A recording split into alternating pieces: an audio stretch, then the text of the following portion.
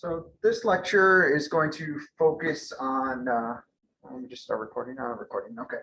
So this lecture is going to focus on venous duplex exams, because these are going to be the more common vascular exams you're going to encounter in the clinical setting, particularly your venous duplex to rule out DVT. So there's essentially three main venous duplex exams that you're going to perform.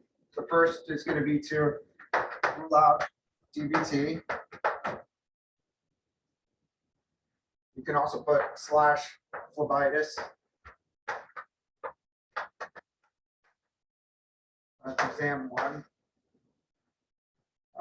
Your second exam is going to be your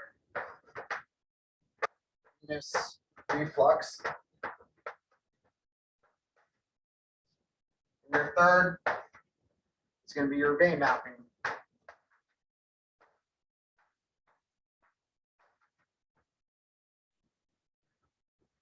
So in terms of indications, the indications are going to be different for each type of exam. So for your rule out DVT exam, your common indications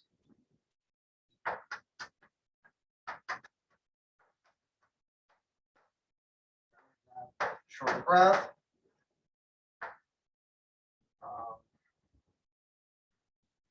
and pain, swelling,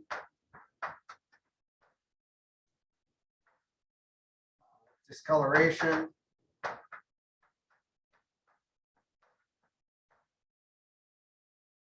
particularly redness,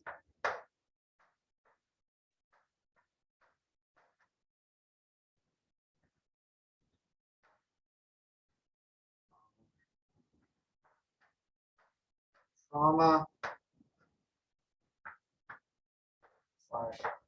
vessel injury,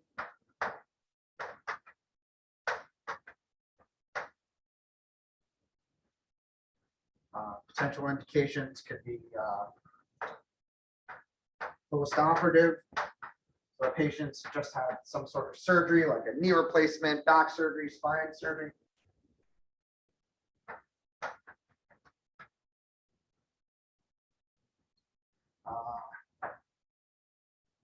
Cancer.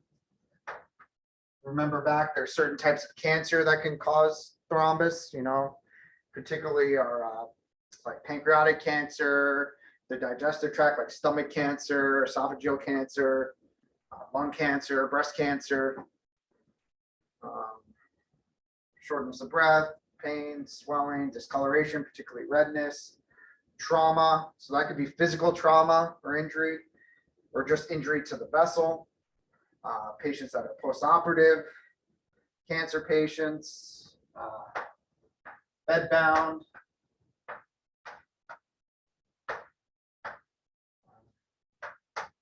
history of long travel, so if you're like in a car or on a plane for a long period of time, that could potentially be an indication, like if you've been sitting or standing for long periods of time. History of DVT.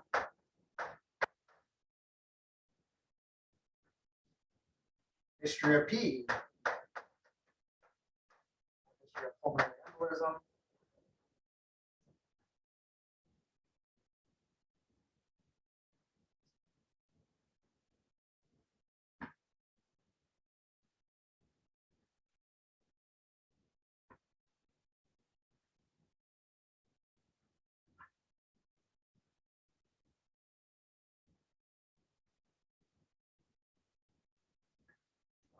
Another indication for this exam could potentially be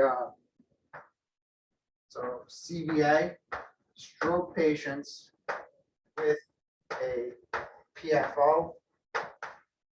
So that's with a patent foramen ovale.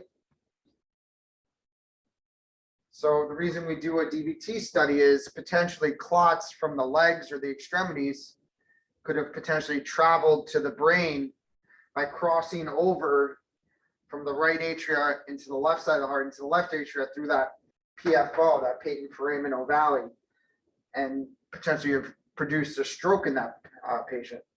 So if we have a stroke patient with a known PFO, they would order a lower extremity duplex exam to rule out DVT.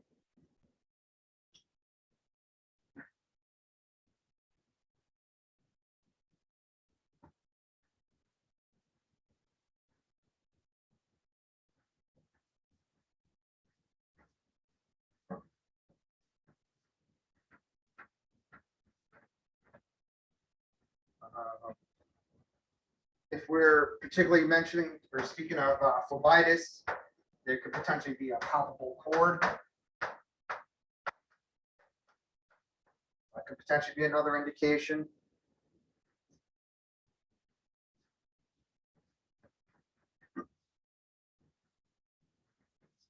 So for venous reflux exam,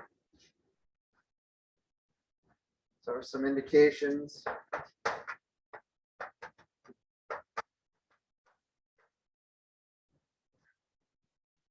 Again, the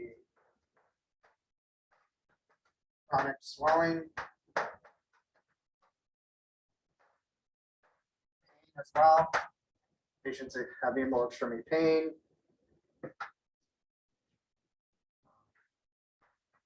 Presence, varicose veins.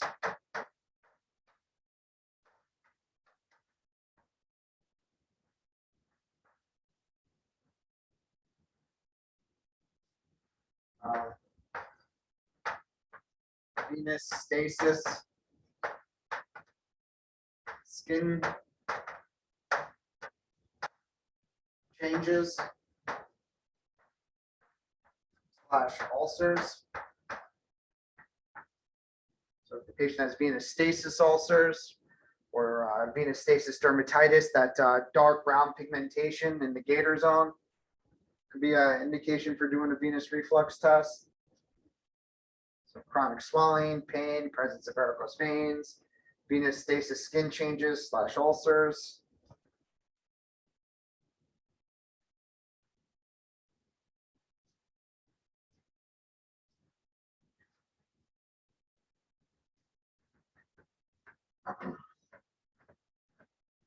Then our indications for vein mapping.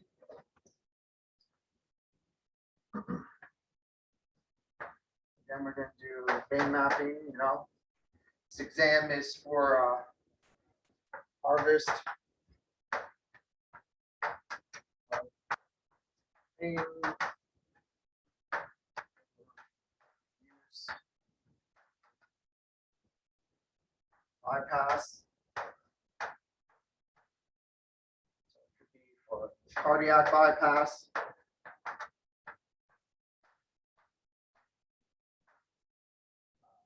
Arterial bypass.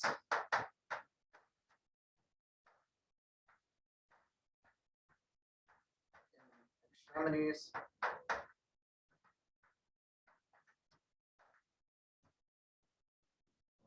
Could be for use in AV fistula, or AVG, arteriovenous graft.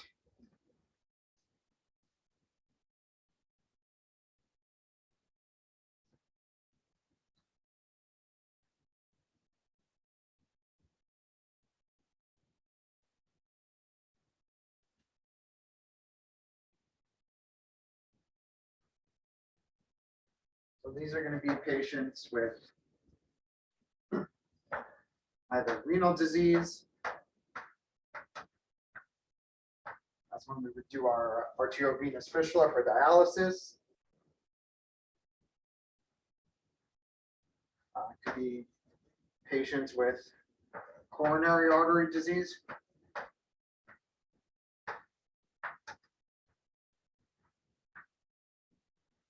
It could be patients with peripheral arterial disease.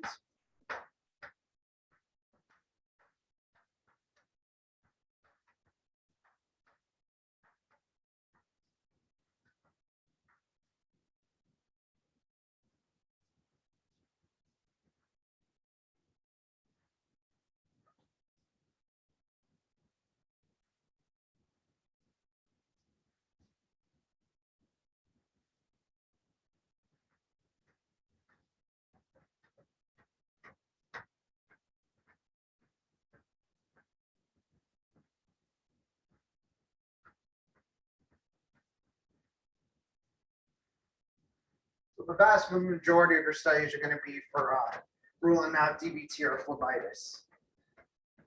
So there are a couple questions that you need to ask yourself when you're assessing the veins, when you're doing these studies, is being able to describe the waveform characteristics. So the venous flow characteristics.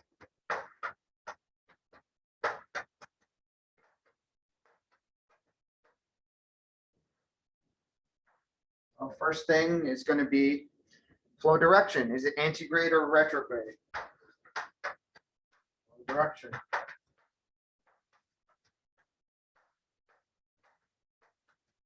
Antegrade, retrograde.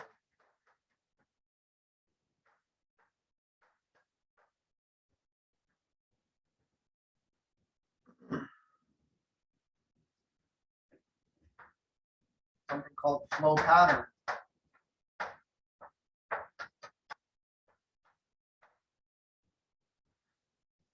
So flow pattern will can be broken down into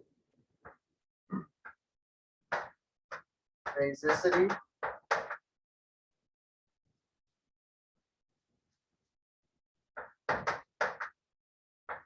versus pulsatility,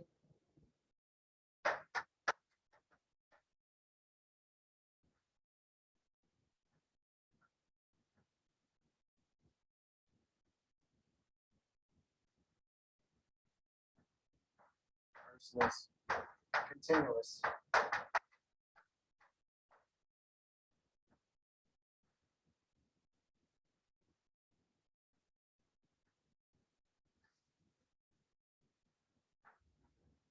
Spell this right here. Continue.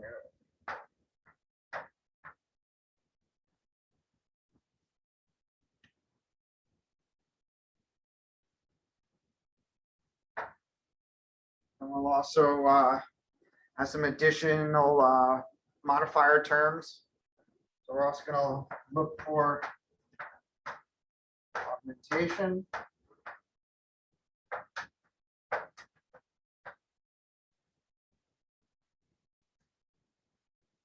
look for reflux,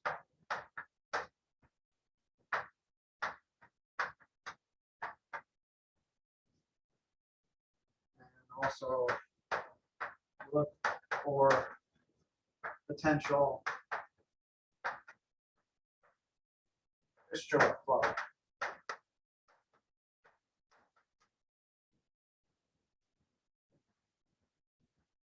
So we're really assessing all these things when we're doing our lower extremity duplex exam. Yes, we're looking for DVT, but we're also assessing the waveform characteristics because that's going to help give us some clues as to the presence or absence or potential location of thrombus within the vessel.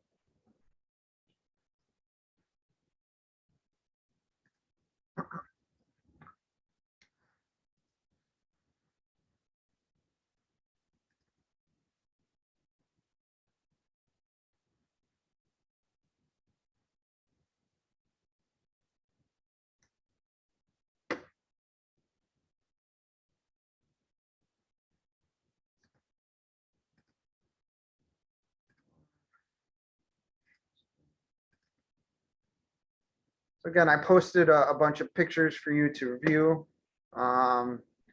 just showing some of the different criteria. So again, this is, flow direction, antegrade. So in our veins, it's going to be away from us if we're doing the legs down.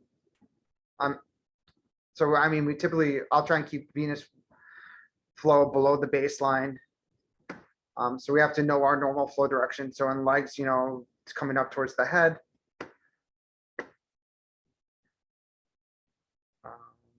Flow pattern. So when we're doing our veins, we know that we have respiratory variation. So that's something that we're going to be looking for when we're assessing the veins, is there respiratory phasicity. So that's the term when we talk about phasicity, we look for this respiratory variation.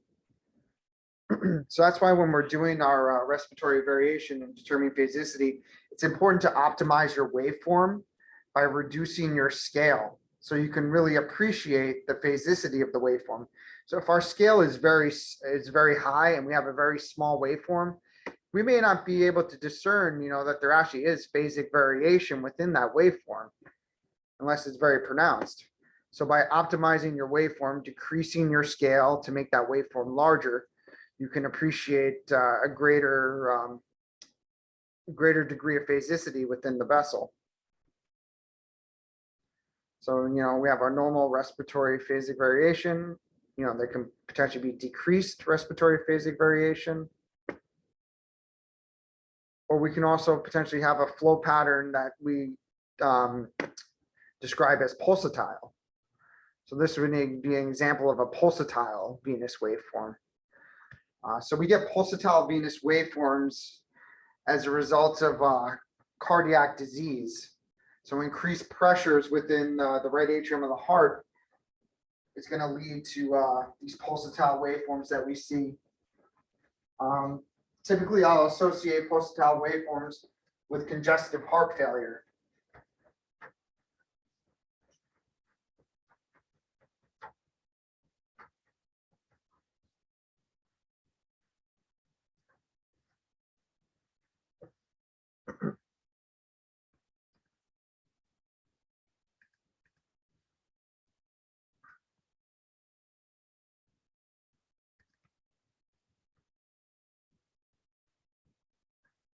Then another descriptor could be continuous flow.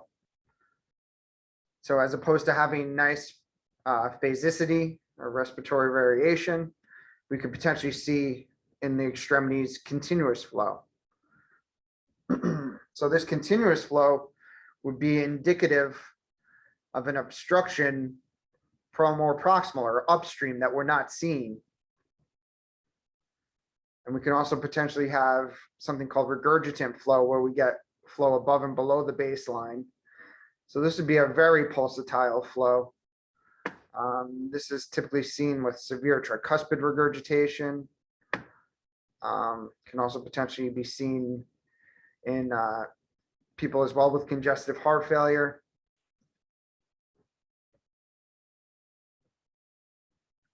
So we describe the waveforms in terms of phasicity. Do we see phasic respiratory variation? Is it continuous flow, or is it phasic, or is it pulsatile? And then we also describe the spontaneity. Is the flow spontaneous or non-spontaneous? So spontaneous flow is just normal flow without the use of like augmentation or Valsalva maneuver.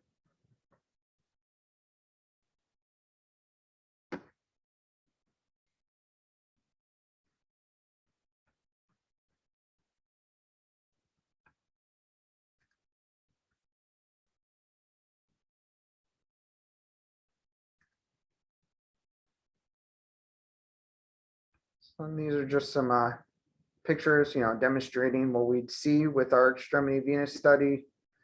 So we have our normal flow. So this looks pretty pulsatile, and we Valsalva, flow should stop. And then release of Valsalva, we have continuation of flow. It's an example of what we'd see with our calf augmentation, So another thing we're also looking for is decrease or absent augmentation. So that's why we do this, to demonstrate, that there is augmentation, that there is no obstruction within that vessel. So if we have, in this example, we'd actually have no spontaneous flow. So there's no flow, spontaneous flow within that vessel. And with distal augmentation, we get nothing. So it's pretty safe to assume that there's probably going to be a thrombus further down the leg that we're not haven't visualized yet. This is an example of what reflux would look like. So your normal flow below the baseline, and then they might have done distal compression and then released, and we get flow above the baseline indicative of our reflux. And then this was a good example of what a potential fistula flow could look like. So this is this would be what you see in an arteriovenous fistula. Potentially, the patient had a catheter placed and they accidentally stuck too far and went through the artery into the vein and created a fistula. And with this, you're getting arterialized venous flow. So it's very turbulent with a lot of spectral broadening. It's going to be fast velocities as well. So this isn't your normal venous flow that you would see within the lower extremities.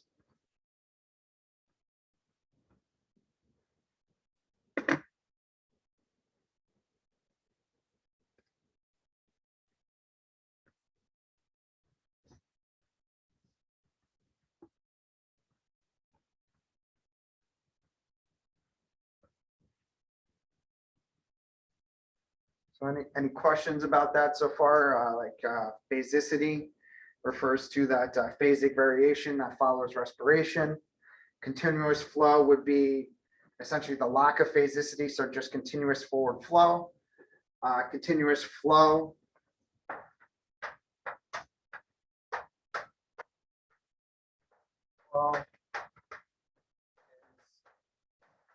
is indicative of proximal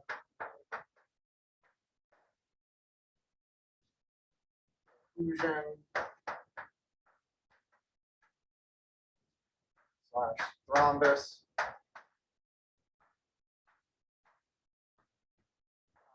/ or vessel.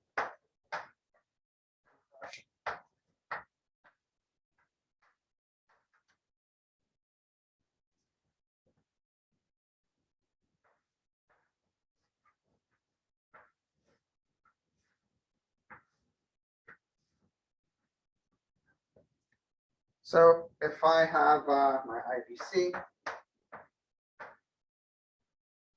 iliacs, say CFA common femoral. So if I see continuous flow when I'm Dopplering at the common femoral, it could be a result of having a thrombus and say like the iliac, or potentially even the IVC.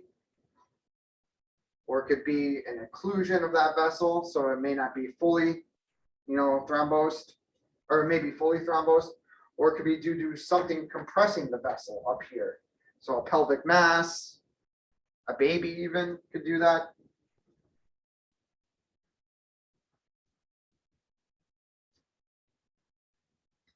So that's why we really want to assess for phasic variation, as well as spontaneity, because loss of spontaneity can indicate a more distal thrombus, as well as the loss of augmentation could indicate the presence of a more distal thrombus down the leg.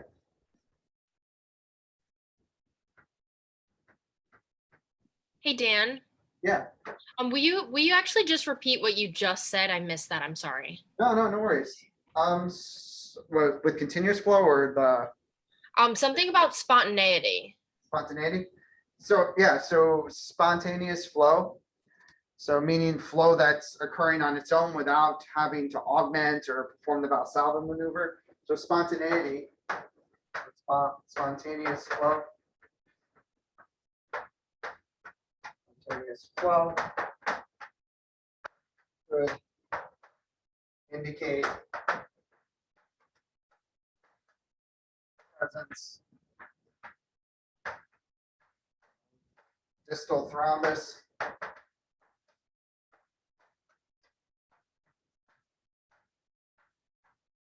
So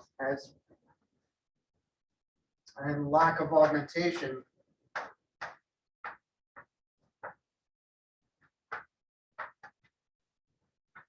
as well may indicate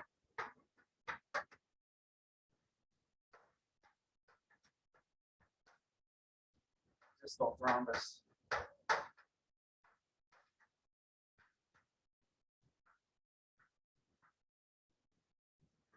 So lack of spontaneous flow and lack of augmentation. Oh, wait, sorry. Lack of, apologies, lack of spontaneous flow can indicate. Lack of augmentation as well can indicate distal thrombus.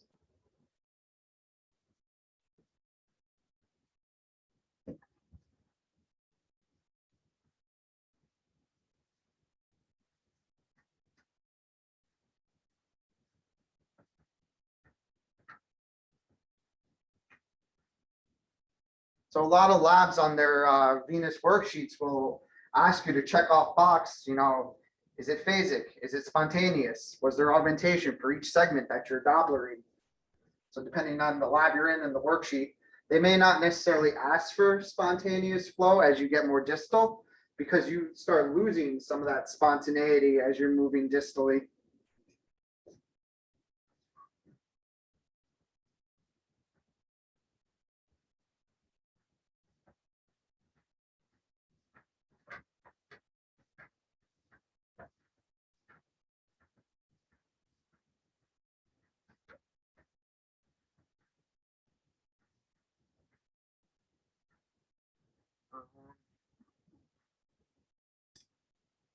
Let's see. So the next thing with the venous duplex exam for DVT, you have to, if you do identify thrombus, so thrombus is present.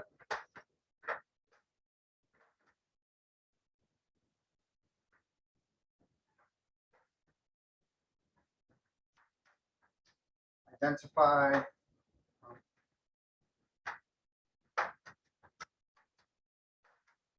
location, extent, how many vessels are involved, how far down does it go?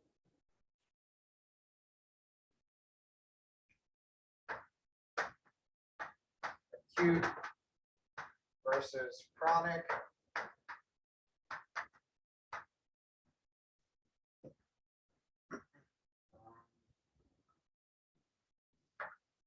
Occlusive versus non-occlusive.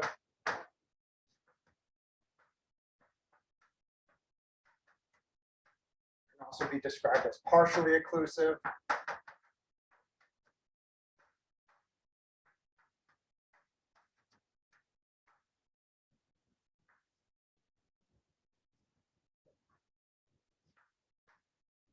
So if thrombus is present, if you do see a clot, we have to identify the location, which vein is involved, the extent, how far down does it go, how far up does it go.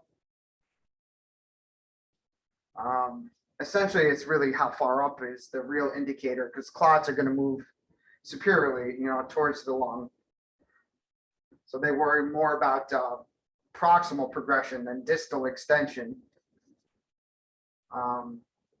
You want to determine if the thrombus is acute versus chronic. Is this a new fresh DVT or is this old? Does the patient have a history of DVT? And this is just chronic DVT that we're seeing.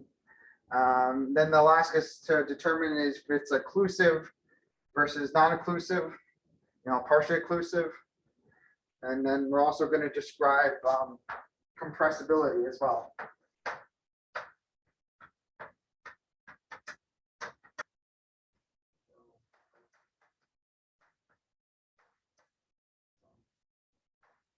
Non-compressible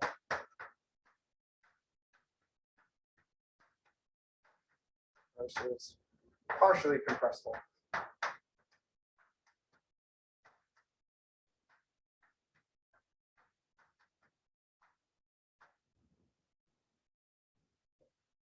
These are all things that you may be asked to report in your preliminary sonographer report.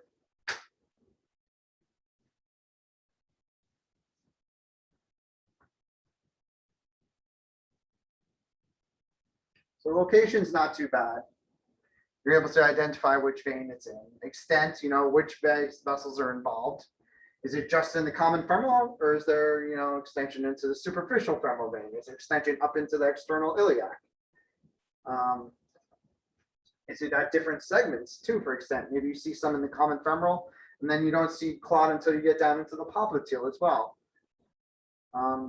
Being able to determine acute versus chronic, occlusive versus partially occlusive, and compressibility, that might be a little more challenging. Compressibility is easier to differentiate between the two, but particularly being able to write your report and determine whether if it's acute versus chronic might be a little more challenging.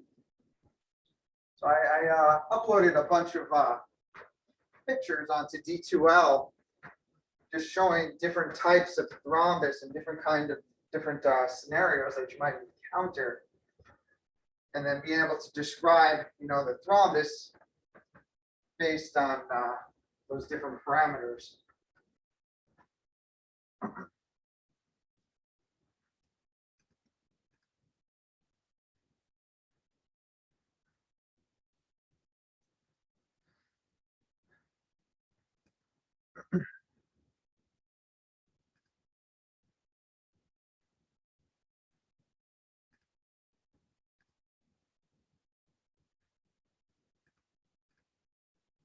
So acute versus chronic. Oh, I don't want to do that.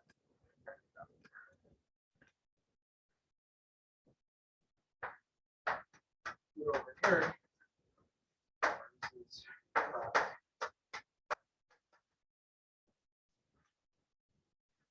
So acute can appear anechoic, hypoechoic, chronic. It's going to appear hyperechoic or echogenic.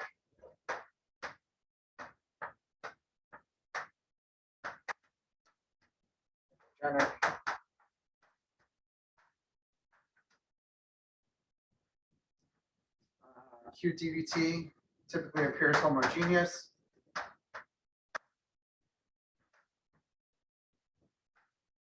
Chronic, heterogeneous.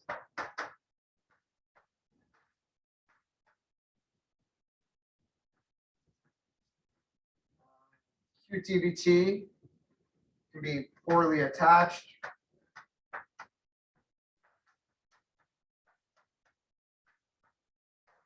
Floating. So you could potentially see this thing flopping around in the vessel. It's ready to break off and travel. Chronic DVT is well attached.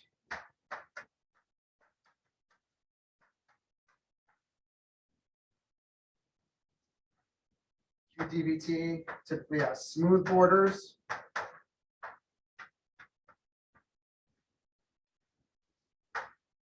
Chronic DVT is more rigid, irregular borders. Regular borders.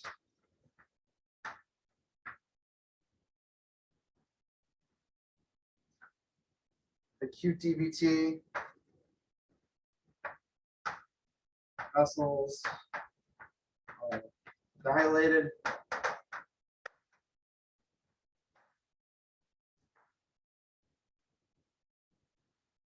With chronic DVT, vessels small or contracted.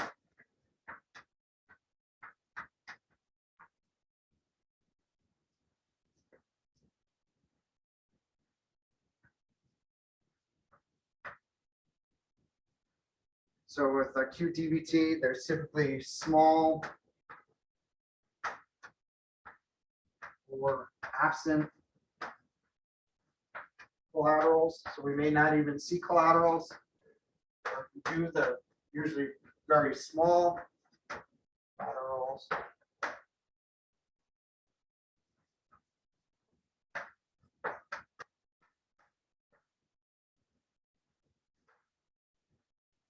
chronic DVT, we may see numerous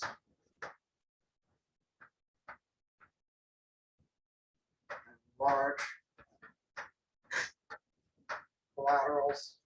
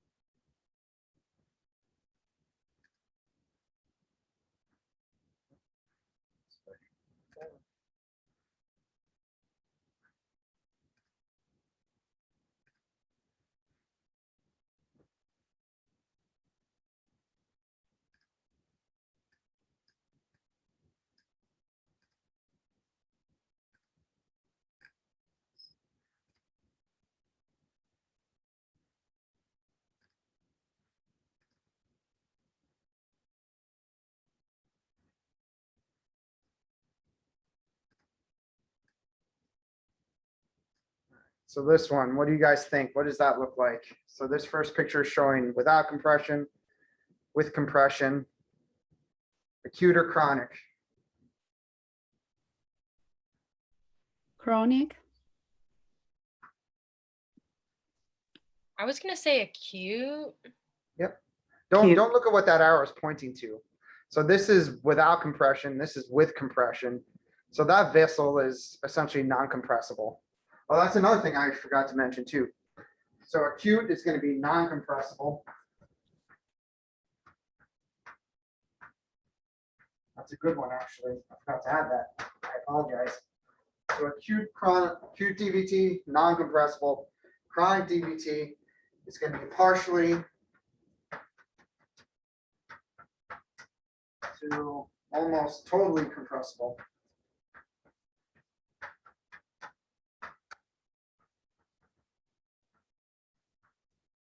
So chronic DVT, you're going to be able to compress it down almost all the way. And acute DVT, especially if it's occlusive, the vessel is going to be non-compressible.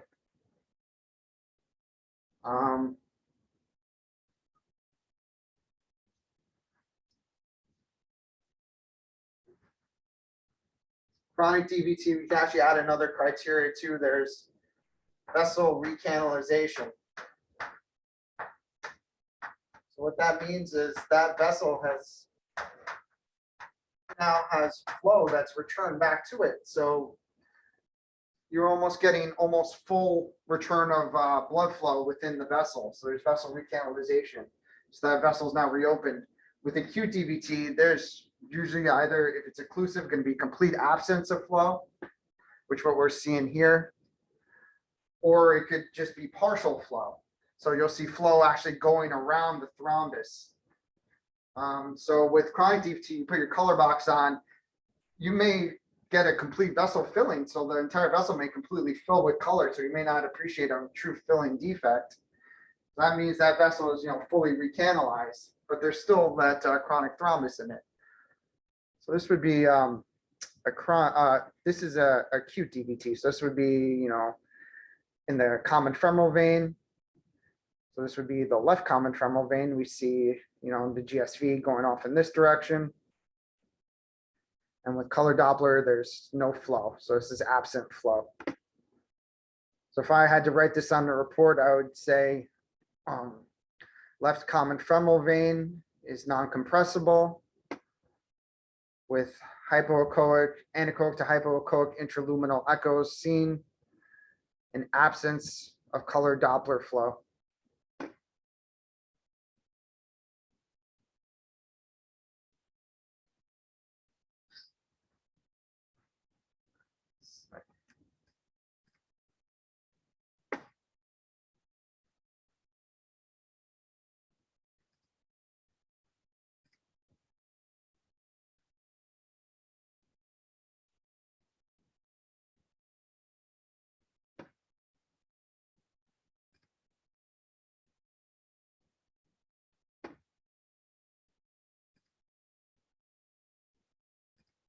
this one. Let's see.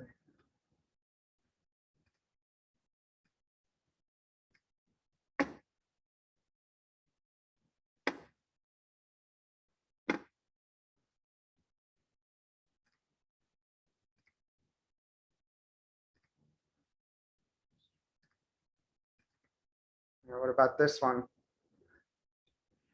What does that look like?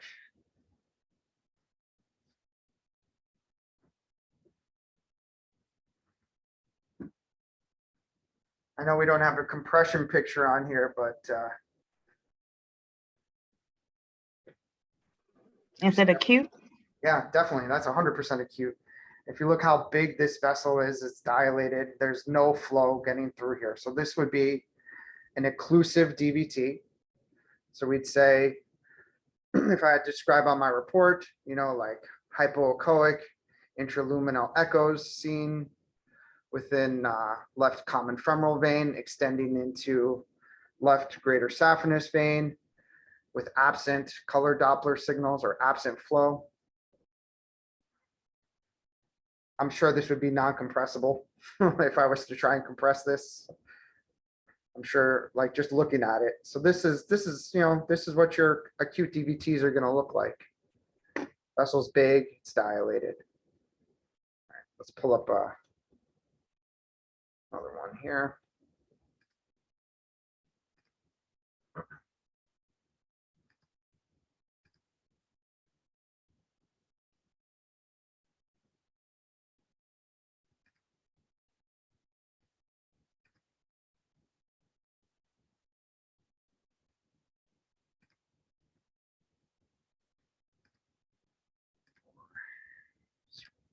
Oh, sorry.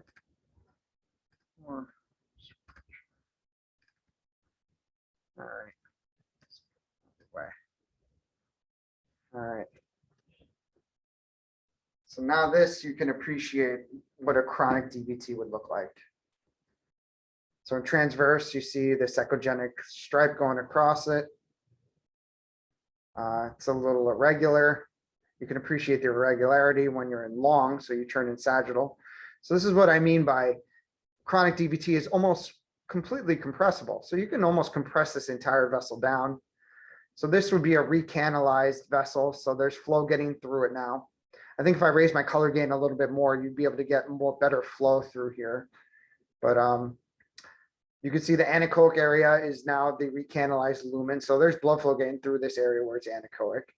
It's almost completely compressible. And long, you see this echogenic linear pattern.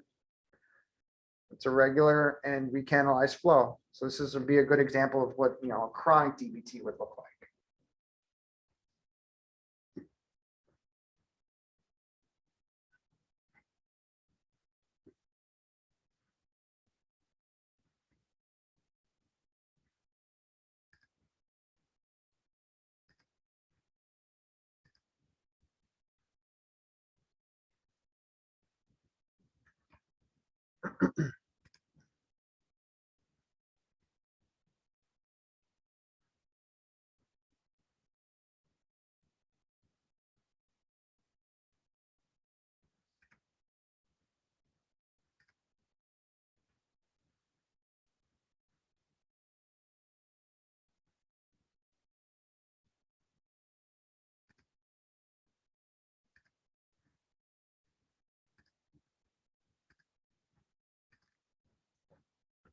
Does anyone want to give this one a shot?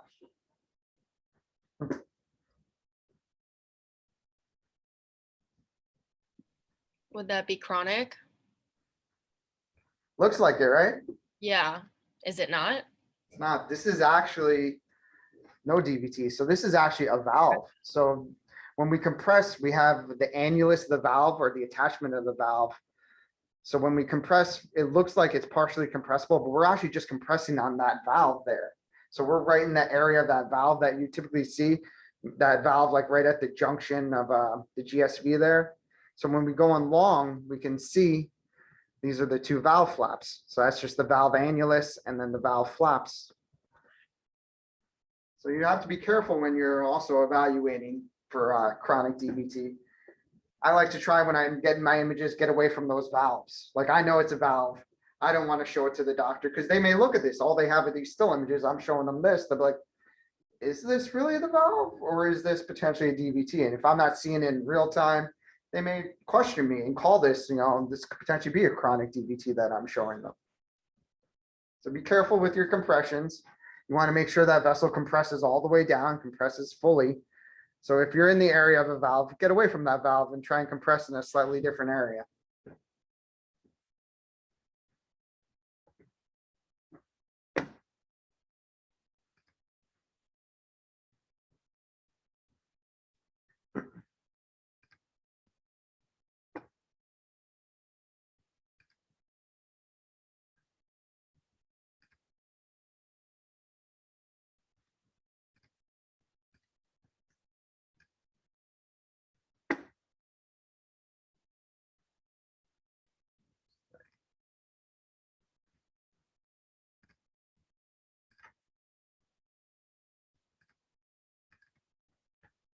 What about this one?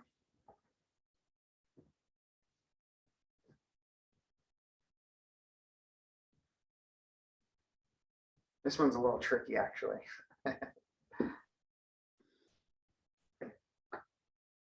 think it's chronic.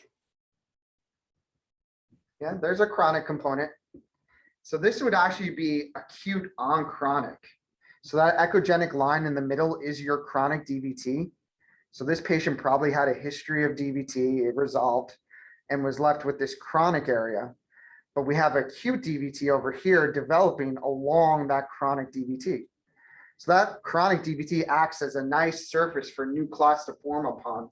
So that's why patients that have had a history of DVT and they have chronic DVT, they often have to remain on anticoagulants and blood thinners to prevent new clots from forming, because that chronic DVT acts as a nice surface for new clots to form on. So this would actually be acute on chronic. So that acute, you could appreciate the hypoechoic echoes on either side of the vessel. So if I was to put color on this, there's probably would be no flow over here. Maybe there's a little flow on this side, but this would be acute. I'm sorry, acute on chronic. Does everyone kind of appreciate that? So this would be non-compressible.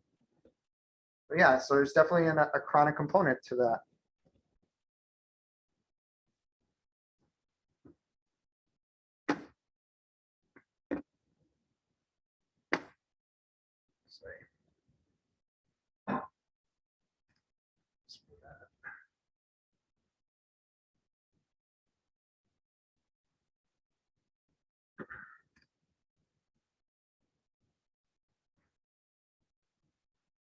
Can you guys see this one with the partially occlusive DVT? Yeah. So this would be an example of a thrombus. So this would be an acute thrombus. But we're getting flow around the thrombus. And this person is actually Dopplering more proximal to the thrombus. And they're getting like a nice normal waveform. And they're getting some augmentation because there is flow getting through.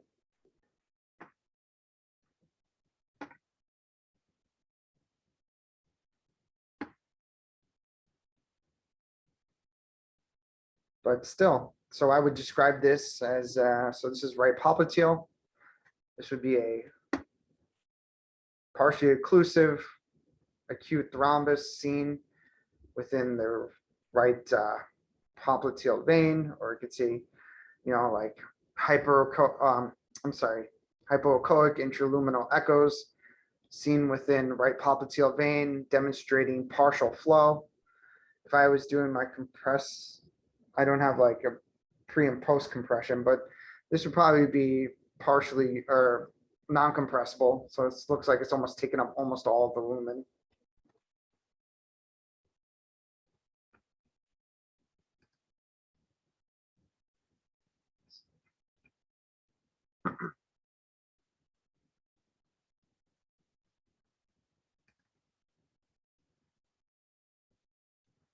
This is another example of a chronic DVT.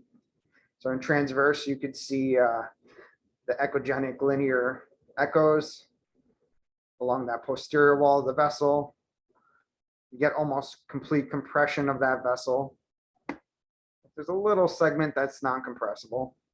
And then when you elongate and long, you see, you know, that echogenic along the posterior wall there. So that's a good example again of a chronic DVT.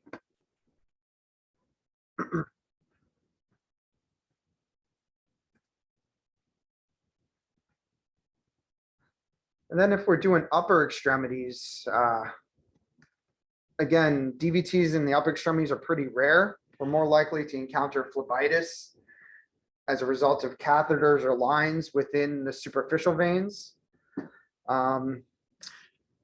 If the patient has a PICC line, they'll enter the superficial vein, typically typically the basilic, but that basilic will connect, you know, to the axillary and subclavian. So the catheter line will extend through the axillary subclavian into the right side of the heart to deliver medication. So we'll visualize the catheter line within the vessel. So this is a transverse view showing the vein and what a catheter would look like in transverse. You get that double echogenic line. So that's a catheter within the vessel. And these catheters, again, are nice surfaces for thrombus to form along.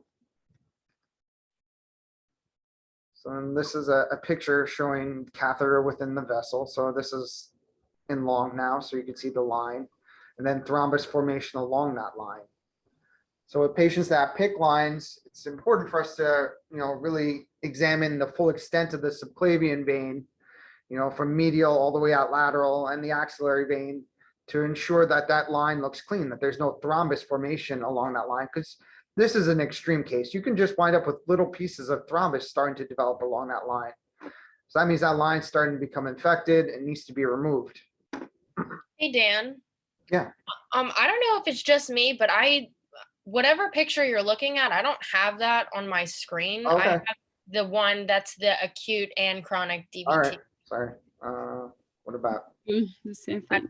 Oh, okay. I just didn't know. I'm like, what are you talking about? I don't see that.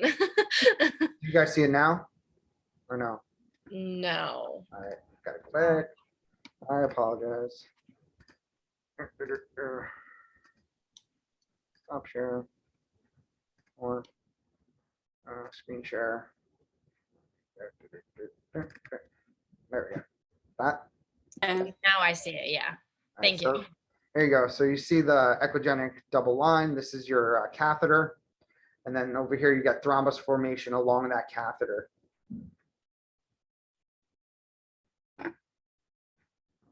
So let me pull up the other one then.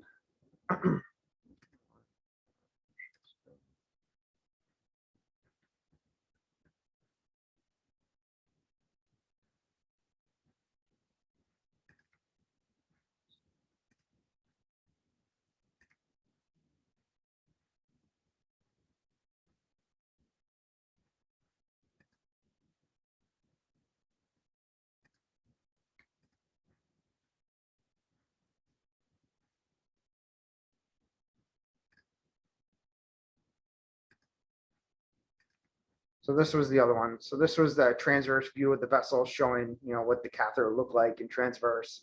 So you can see the double echogenic lines indicating that catheter. So that's what a catheter would look like in the vein in transverse.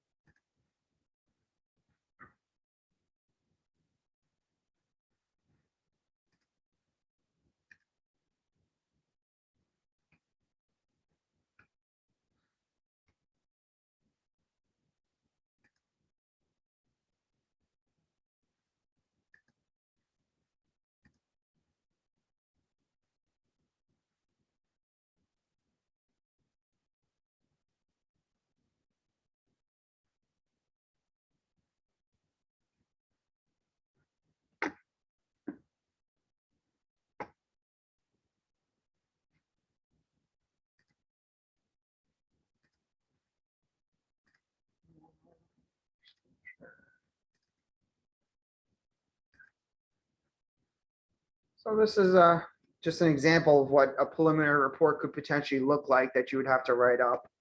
So this patient had, make sure you have your proper indication, right lower extremity edema, that's good. So findings, the common femoral vein, popliteal vein, peroneal vein, and posterior tibial vein were all assessed for patency. B mode ultrasound demonstrated a non-compressible and dilated popliteal vein with hypoechoic intramural debris or intramural echoes extending just above the knee, partially obstructing the popliteal vein. All other vessels are compressible and demonstrate phasic competent flow with normal augmentation. So in addition to your DVT study, you could also potentially find incidental findings. So in a couple, well, that's a good thing, a couple incidental findings that you might encounter in a lower extremity Doppler could be enlarged lymph nodes, typically in the groin. So those would be your inguinal lymph nodes.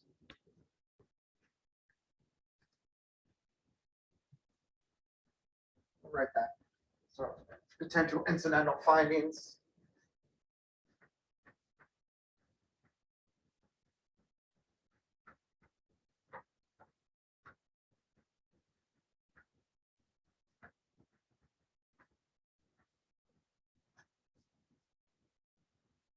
Incidental.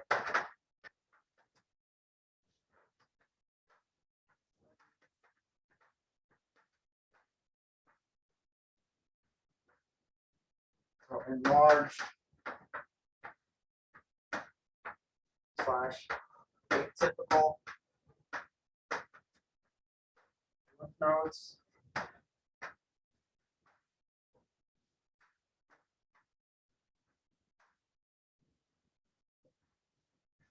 So if a patient has an infection in the leg, a wound, if they have cellulitis, they're typically going to wind up with enlarged lymph nodes in the inguinal canal.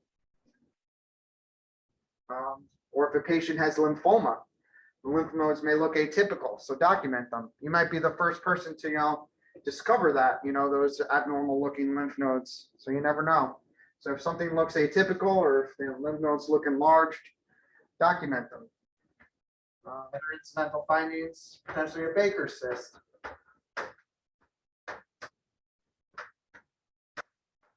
The patient may be having pain behind the knee and they order a duplex to make sure there's no DVT, but you encounter a Baker's cyst. So if you encounter that Baker's cyst, you measure long and trans and put color. A Baker's cyst should have no flow to it. What are other incidental findings you can potentially find? Perhaps you encounter a hematoma.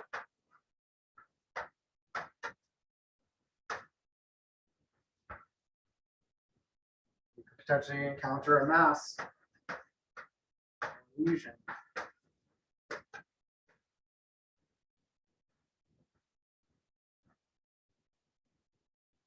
Perhaps this patient's having pain in the leg and has nothing to do with veins at all, and it's an arterial issue. So document occluded arteries.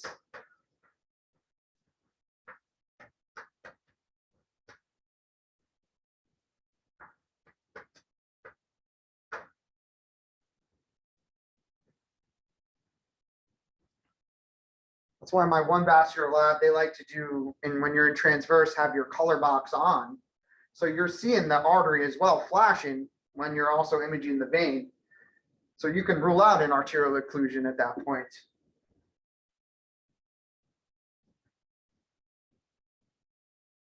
So if they just have arterial disease, I'm not going to go crazy, documenting arterial disease. But if I see an artery that's, obviously completely occluded, we're going to document that.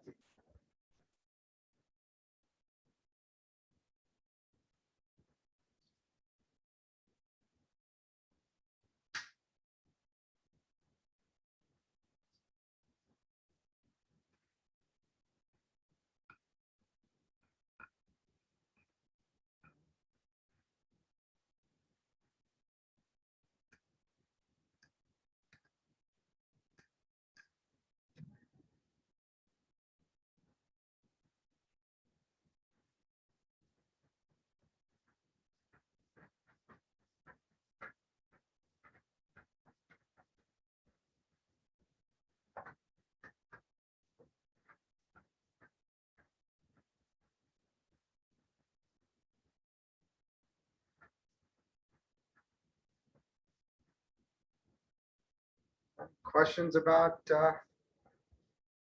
DVT exam? How to report it?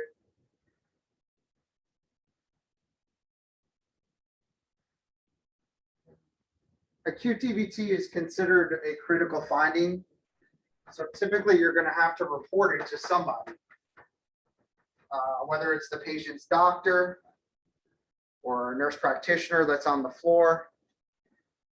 If you're in the outpatient setting, the patient comes in, they have acute DVT, that patient's probably going to have to go right to the hospital. So don't let them leave. You know, tell them lie down, sit on the stretcher.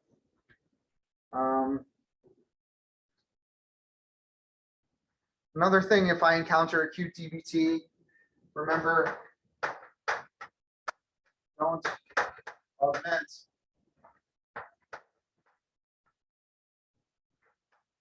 anymore. So if I'm going down the leg and I find an acute DVT, I'm going to stop my augmentation maneuver. There's no need to do that anymore. You've already found a DVT and you don't want to risk. So run risk embolizing.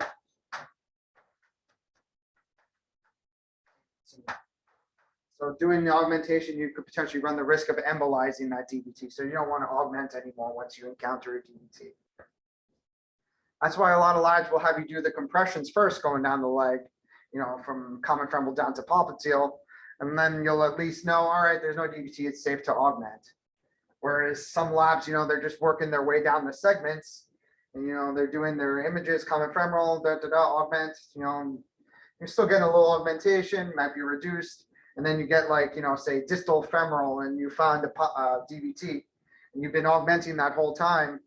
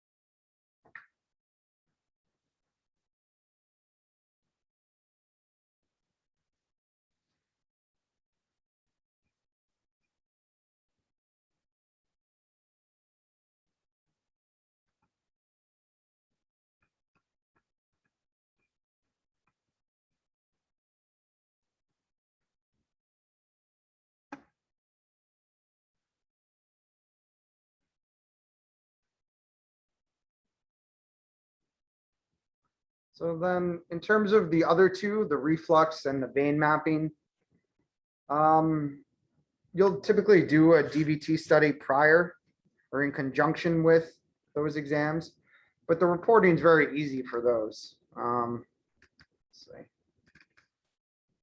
You guys could see this, like this was just an example of like a reflux worksheet. So you're basically measuring the diameter of the vessel and the duration of the reflux. So when we get in here into the lab and I start teaching you the reflux exams and how to measure the duration, that's basically all you're doing is just filling out your chart at each segment, you know, the diameter of the vessel at that segment and the duration of the reflux. And then if you're doing a vein mapping, we know you're measuring the diameter of the vessel and filling that out into your worksheet. And, you know, you'll say, you know, the vessel is patent and compressible without evidence of, you know, intramural echoes, without evidence of DVT or phlebitis, and the diameter measures yada, yada, yada, you know, in your preliminary report. Or sometimes the doctors just have you just submit your worksheet. So those, they're pretty easy. So over here in the comments, negative, DVT, negative, positive, not evaluated. So.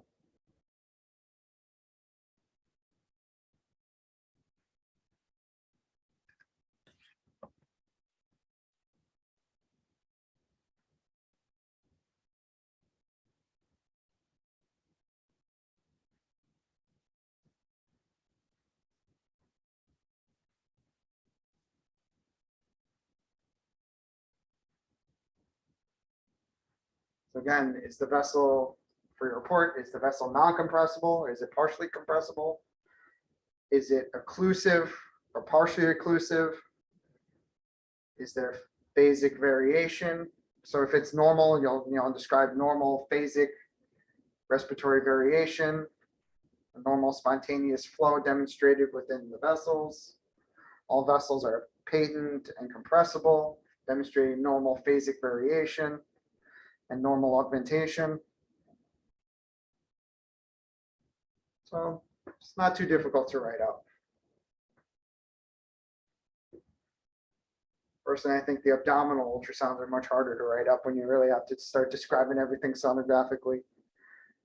Vascular, it is or it isn't. Is it stenotic or is it not stenotic? Is there DVT or is there not DVT? It's either positive or negative. That's essentially all vascular is. We're looking for stenoses, and we're looking for DVTs.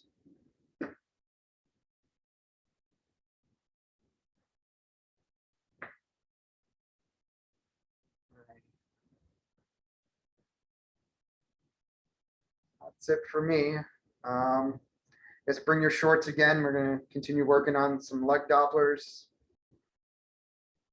And we'll see you guys all later. Okay, thanks, Lane. Hi. Bye. Sure. Thank you.